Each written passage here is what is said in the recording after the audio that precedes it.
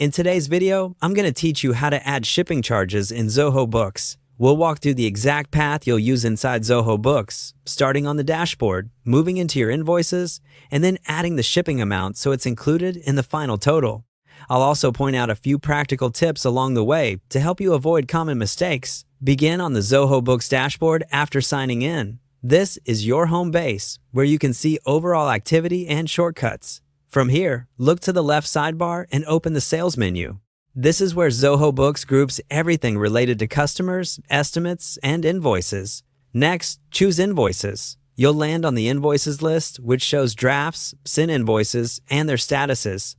To create a new one, click the New button at the top.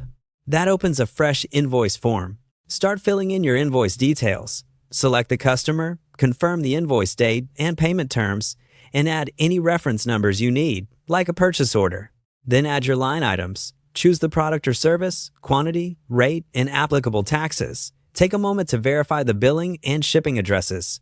They can be different, and the shipping address matters for taxation and delivery details. If you use custom fields or notes, complete those now so everything you need appears on the document.